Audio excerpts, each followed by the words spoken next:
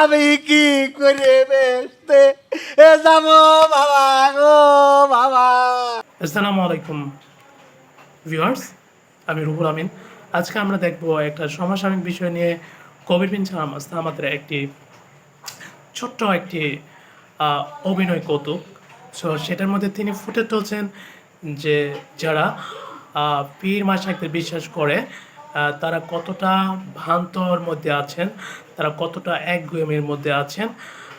So যারা এই জিনিসটা এই ভিডিওর মধ্যে তুলে ধরা আছে, চলুন আমরা ভিডিওটা দেখি। আমি কি করে বেসতে যাবো বাবা গো বাবা। ও আমার দেওয়ান বাগের এ বাবা, তোমার কবর ভেঙে বাবা এ কি করলো? কিডা এই পাশে কাঁচা কিছু নেই হবে। কাঁদবো না কেন? তুমি কি জানো না আমি দেওয়ান বাগির মুড়ি? মুড়ি তো ঠিকই আছে, আমার তো মুড়ি তো আর কি আছে। ওই দেওয়ান বাগের সেই বাজার ভেঙে গুড়াই দিয়েছে একজন এরাম এরাম একটা ছবি, আমার বাবার ছবি এনে লাতি দিয়েছ।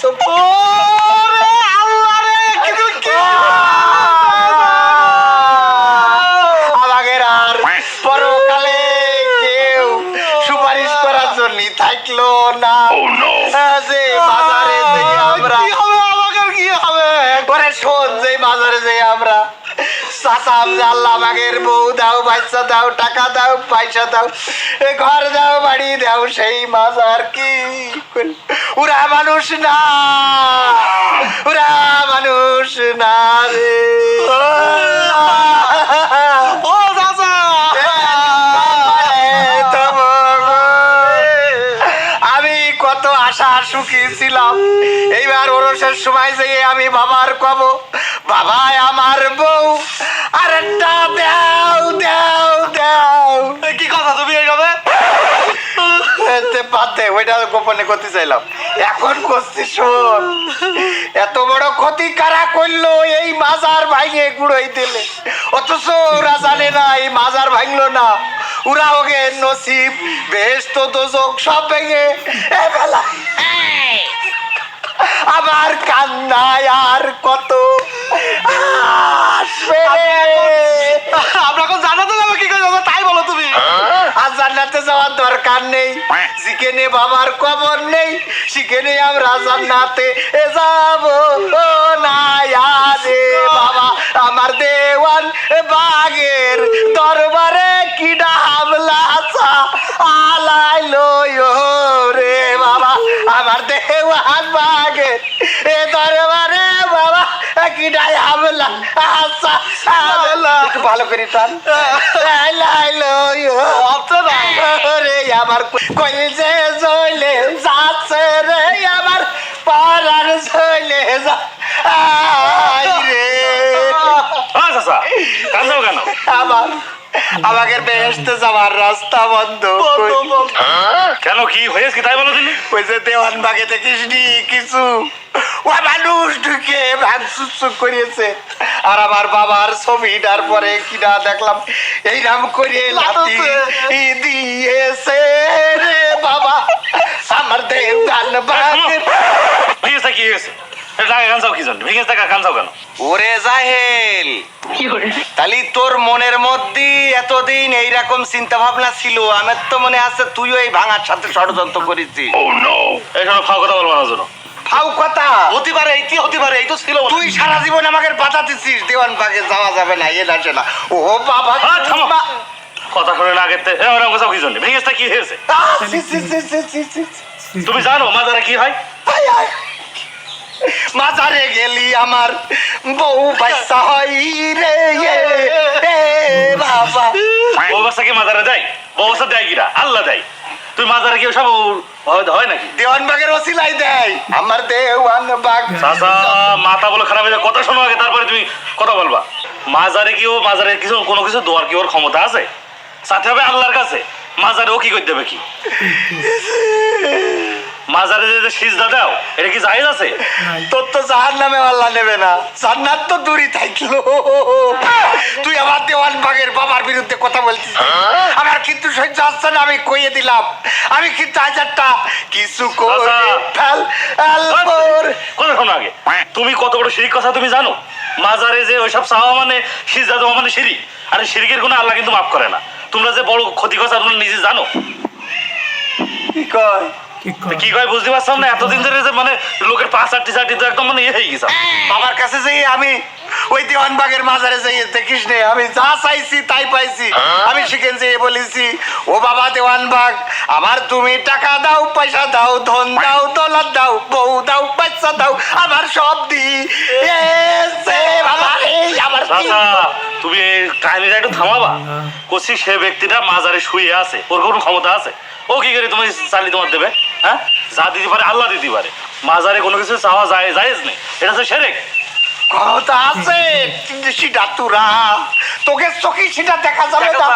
আমার আর কইতে সহ্য হচ্ছে না। ও বাবা দে তুমি আমার কথাটা শুনবা একটুখানি, আজ থেকে শোন। বলছি দেয়ানবাগির যে মাজারটা ভেঙে ফেলা গেছে, ও যদি এত পাওয়ার ক্ষমতা থাকতো তাই ভাঙার সময় বাধা দিতে পারতো না? পেরেছে? ওর কোনো ক্ষমতা আছে? আর তুমি বলছো যে সাইডে জালি সাইলে দেয়, মেয়ে জালি মেয়ে দেয়, সব ধন সম্পদ সব দেয়। কত সোজা? আচ্ছা। সবকিছুর মালিক আছে আল্লাহ, আল্লাহর কাছে চাইতে হবে। তুমি ওর কাছে চাবা কি জন্য? বলছে ওই যে কথাটা বলেছে, কথাটা একটু ভেবে দেখো দিলে তুমি। ঠিক ও যে মাথা যে ভেঙে আছে, তা যখন ভাঙলে ও যদি এত ক্ষমতা থাকতো, এত শক্তি থাকতো, তাহলে ওকে কত বাধা দিতে হইতো। কথা তো সেই, আর আমরা এখানে কেন্দ্রে বসছি। ও বাবার কাছে মাজারে যাই যখন চাই, ও যদি মানে আমাকে দিতে পারে, তাহলে ওর মাজার যখন ভাঙতে গেল তখন তো এটা বাধা দেওয়ার দরকার ছিল, তো পাইলো না কেন? তাই তো ও বাবা, আরে আবার তুমি নিজেই বুঝ যাও, ওরা সব বোঝো নি ধ্যান গেলা কারো, তাই তো? আগে জিনিসটা বুঝতে হয় যে কোনো জিনিস। এতদিন ভুলের পরে ছিলাম, আরে বুঝতে পারিনি। এতদিন আমি এই ভুলের পরেছি এলাম গো বাবা। তা জিজ্ঞে কথা না। অভ্যাস থাকি গেছ তো, এক কথা সেটা না। তুই আসলে আমার একটা মানে ওই বিবেকের মধ্যে যে একটা চোখ ছিল, ওইটা তো ভুরু মুরু কিছু নেই, ওইটা খুলে গেছে আজকে। ঠিক আছে, হ্যাঁ। শোনো, কারণ হইল আরে যেই বাবা নিজের কবর রক্ষা করতে পারে না, সেই বাবার কাছে যাই আমি সিজদায় পড়ি থেকে বলি, বাবা আমার টাকা দাও, পয়সা দাও, ধন দৌলত দাও, ও কোয়ান্তে দেবে? ও তো নিজেই বিপদ। তাহলে এই জিনিসটা আমি এতদিন বুঝিনি কেন? এত কিছু তো দিতে পারে, তোমার নাই টাকা পয়সা হয়েছে, আমার তো কিছুই হয়নি। তাও তো কথা ঠিক, তুই তো এখনো ভ্যান চালাই খাস, তা অসুবিধা নেই, তুই ভ্যান চালালু, তোর বউটা সুন্দরী আছে।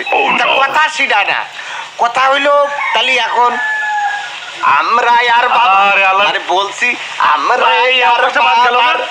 দরবারে যাব না রে বাবা।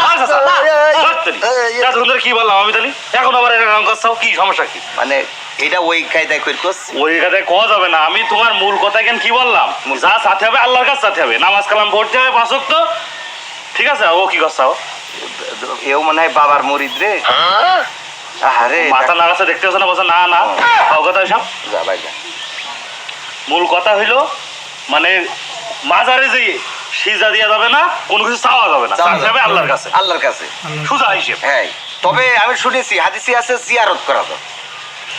হ্যাঁ তো জিয়ারত করা যায়, তাহলে ঠিক আছে। তাহলে ও বাবা আমাকে কিছু করতে পারে না, যারা বাবার মরিদ ভাইরে বাবুরে দয়া করিয়ে মন খারাপ করিয়ে না।